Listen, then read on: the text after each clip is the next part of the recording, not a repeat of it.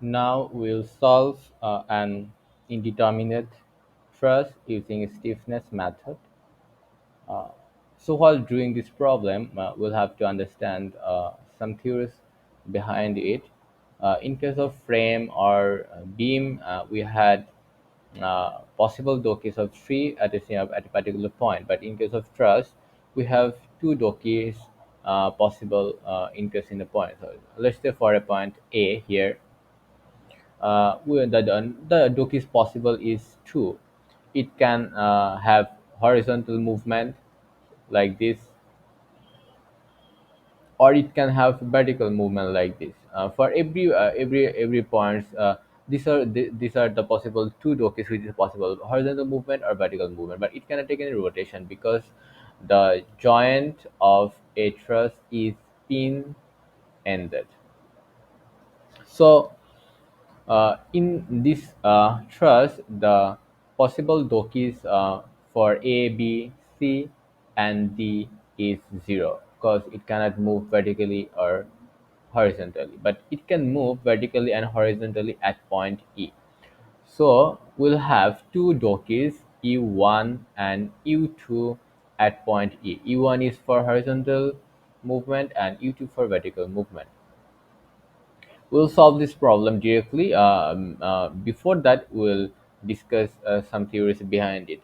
Let's say for this frame, we are applying a load of P, and it will deform. It will deform like this way. It will actually extend at some distance. Let's call it delta. So how much will be the delta? We find out using a formula PL over AE.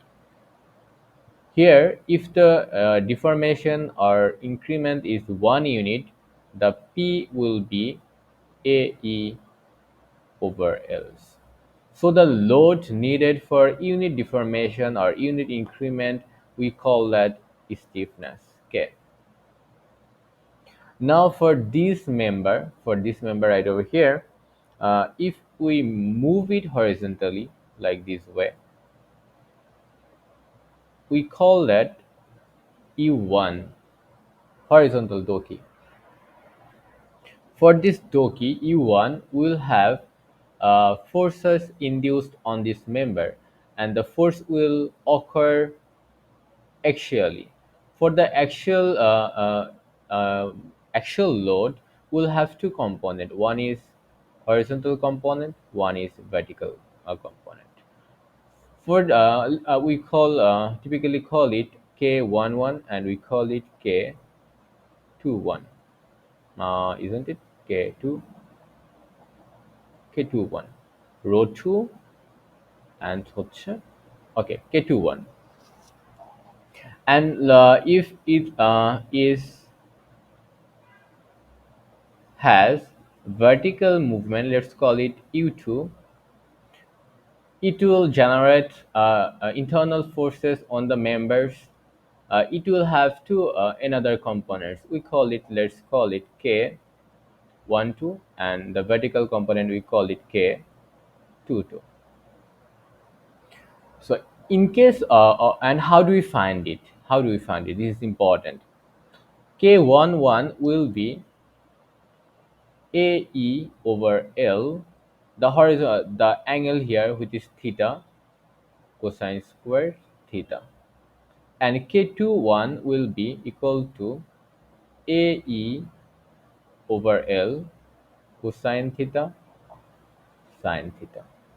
And for K22, which is vertical, and K12 which is for horizontal component, it will be AE over L cosine theta sine theta, and it would be AE over L sine squared theta. So these four formulas will be required when we will be solving this problem. Let's say at point E, we're having a horizontal movement E1. For that, for every four members will have internal forces occurring within them.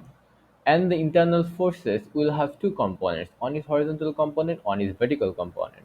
Let's find out the horizontal component. Let's call it K11. For K11, let's A, B, C, D, E. We'll have AE over L, summation of A over L for all the points of AE over L, all the points, and it will have, since it's horizontal, it will be multiplied with their respective cosine, their respective theta. Every points will be multiplied by the respective theta, cosine squared theta, not just theta. Did I write it correctly? Yeah, yeah, correctly, cosine squared theta. Every point will be multiplied with cosine squared theta. So let's find out for the member A. What it would be? The area is 10. We don't know the modulus of elasticity yet. Over its length. The length was 20 feet. Multiplied by cosine squared theta. Here the theta is 0. For BE member, the area is 10, E is fixed, and for BE member, it would be root over 20 squared plus 20 squared. So it would be 20 root 2, and the angle is 45. So cosine squared 45. For the member CE, it would be 10 multiplied by E over the height is 20 multiplied by cosine squared 90. For the member DE, it would be 10E multiplied by cosine squared 135. I'm not showing the geometry here. You can find it yourself. Hopefully, it would be 20 root 2. Eventually, the value would be 2 plus root 2 over 4. Now, we'll find out the vertical component, what we call it K21, and we have found out the horizontal component, which is K11 already. So for K22, it would be, sorry, K21, which is a vertical component for horizontal displacement, would be AE, which is 10E over 20. I'm writing in general formula firstly. First of all, it would be AE over L summation cosine theta sine theta is the general formula. Now write them. It would be 10 E over the length, which is 20. The first, these things will remain same. This will be changed with cosine theta and sine theta. So it would be cosine 0 sine 0. It would be 10 E over 20 root 2 multiplied by cosine 45 sine 45. It would be 10 E over 20 cosine 90 sine 90. Sorry, no, 0 sine 90. And the other one would be 10 E multiplied by cosine 135 sine 135. Eventually, it will produce a value of 0. So it is for horizontal component, it's for vertical component. So later we'll find out the forces for vertical movement. So it's going vertically upward, U2. This point is A, this point is B, this point is C, this point is D. We'll find out the uh, forces K, let's call it K12, and let's call it K22 vertical. So let's find out K12 first. So for horizontal component of the forces occurring on the members, we'll have the internal formula of AE over L, and it would be cosine theta sine theta. So as you can understand, it would generate a value of 0, since it is as same as it K2 K21 and K12, it would actually look like quite same thing. So I'm not writing it elaborately. So it would produce a value of 0. You can write it in full form and it will find out the value 0. So let's find out K22. K22 in this case, its general formula is AE over L sine squared theta. So let's find it. For the member AE, it is 10E over the length is 20 and the angle is 0, sine 0 squared. The second member BE, it is actually 10E over 20 root 2 sine squared 45. Third member, it is CE, has an angle of 90, so it would be 10E over 20 root 2 sine 90 squared. Fourth member is DE, is actually 10E over 20 root 2 sine squared 135. It will eventually generate a value of 2 plus root 2 over 4 4E.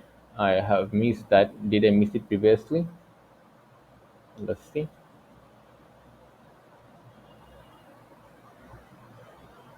Yeah, I have missed that.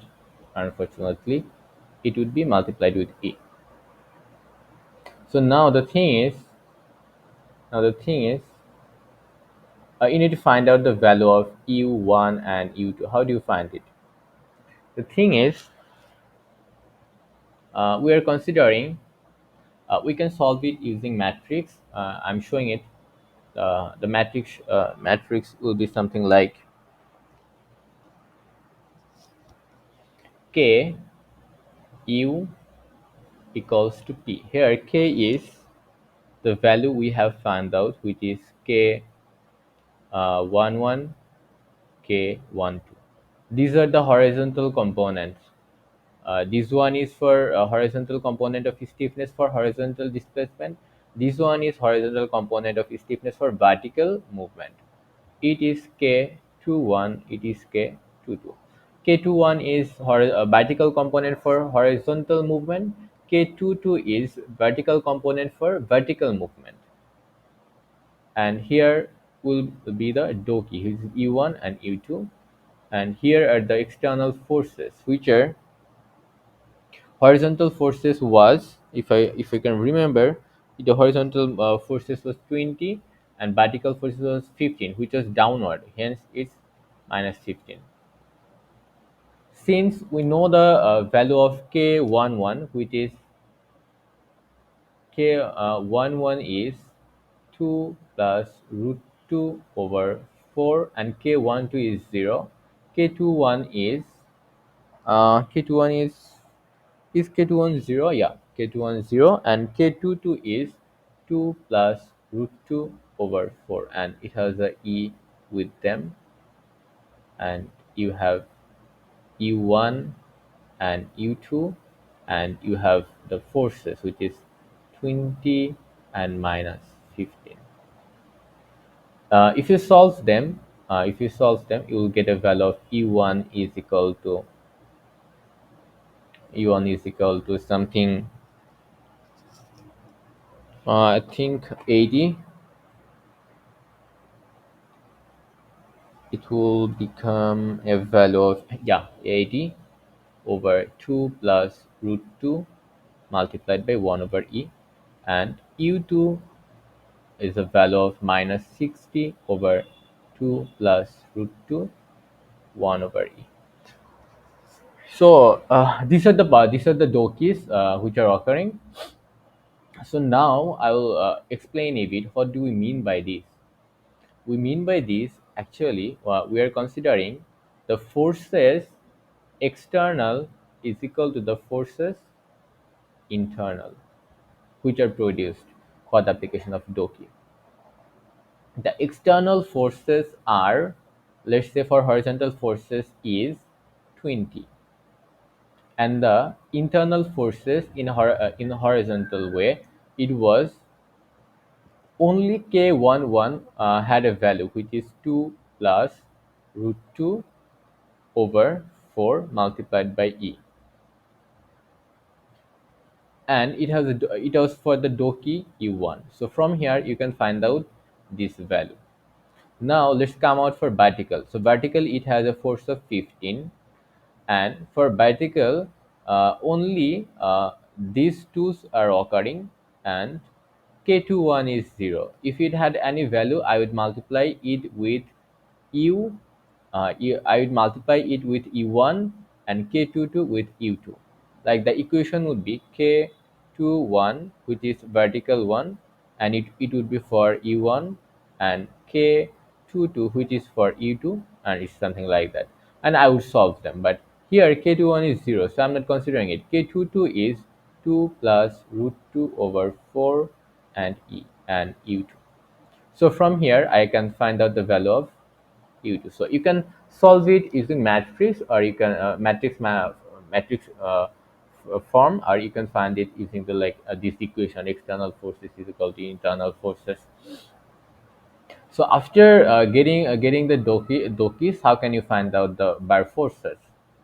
I will show how do you find out like one bar forces. Let's say I want to find out the bar forces of, say,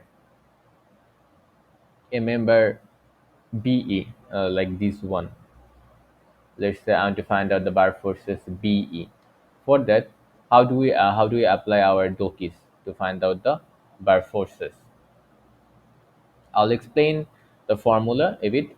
Let's say this is our bar force, which is B, and which is E, and E was free to move. So E had E1, it could move horizontally and it could move vertically, but B had no movement, so it could not move horizontally or it could not move vertically.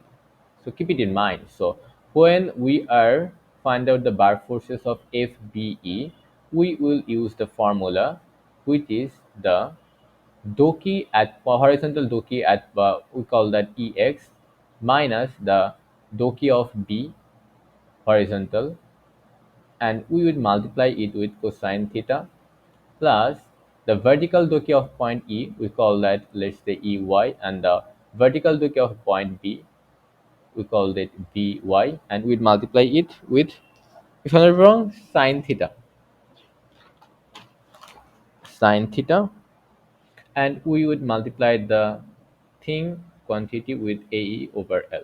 Here EX has some Doki, let's call it EX, but BX has another does not contain any Doki, so it's simply EX cosine theta and EY sine theta, since BY is 0, multiplied by AE over L. Here the EX, which is E1, is 2 plus, sorry, not 2 plus, is actually 80 over 2 plus root 2 multiplied by 1 over E. It's the Doki, and the theta is cosine 45 for BE member, and for EY is actually minus 60 over 2 plus root 2 multiplied by 1 over E, and the theta is sine 45, and I would multiply it with A, which is 10, and I don't know the value of E, and the length is 20 root 2. After solving these quantities, you'll get a value of you would get a value of positive 1.46 K, which means tension. So this is how you find bar forces. So this is all from this lecture. Thank you.